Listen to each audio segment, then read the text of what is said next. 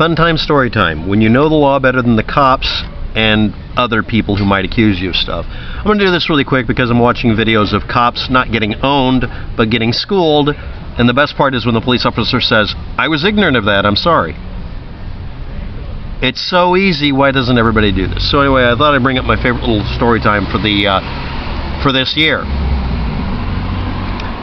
In order to do these videos, I have to be away from music sources and the noise you hear in traffic here. I'm not moving this time because, like another time I've done this, I'm illustrating how noisy it can be. I want everybody's judgment as to whether or not I have to actually compensate for the noise.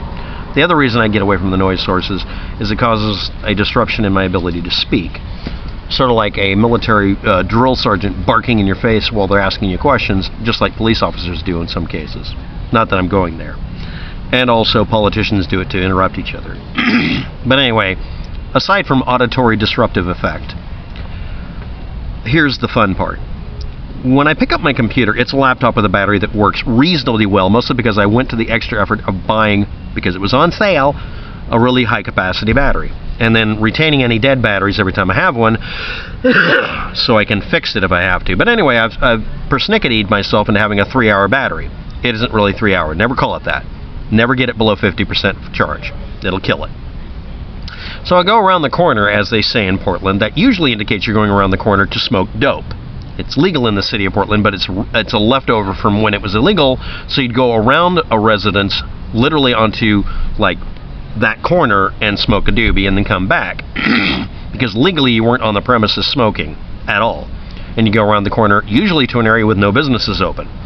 Well, the other reason you do that, that most of you may not be aware of, is it's less noisy. A less traveled road, or route, usually a dead-end road or a one-way road, doesn't have as much noise, so it's harder to sneak up on you, so you don't get mugged, among other things. Anyway, me picking up my laptop and walking around the corner quickly to do a video has introduced an interesting thing.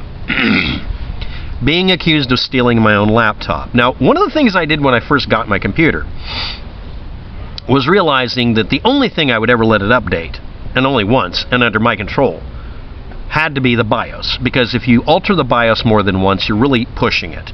So I put in the one that had the least trouble and the highest compatibility, so I could get it to work with whatever I threw at it. One of the options with it, if you want to make it to where it can't be updated, is to alter the BIOS's code so it won't allow an update by just not looking like a correct update. You deliberately corrupt the file slightly. So any normal update program says, "Hold on, this BIOS is damaged, I need your permission." That means it can't be done without you being asked. Now, one of the easiest ways to corrupt a BIOS is to take advantage of the fact that a lot of them now include a boot screen. So the last time this happened, I said, "Look, I'm going to power the computer down. Don't you dare! And I'm going to power it back up, and I want you to explain to me why you see what you see when it comes up." And this came up because I burned my face into the BIOS. If someone steals the laptop, they're going to have a lot of splaining to do. The look on the guy's face was hilarious.